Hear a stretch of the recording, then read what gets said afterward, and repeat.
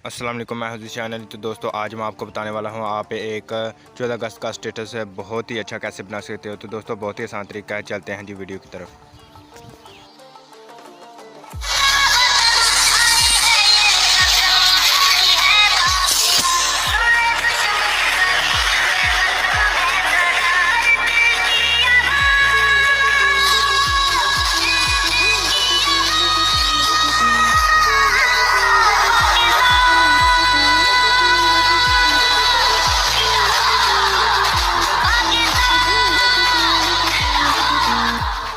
तो इसको बनाने के लिए आपको एक चीज़ की ज़रूरत है, उसका नाम है काइनमास्टर। तो दोस्तों काइनमास्टर वाली एप्लीकेशन आपके मोबाइल में होने लाजमी है। तो दोस्तों अगर आपके मोबाइल में है तो आपने उसको ओपन कर लेना है।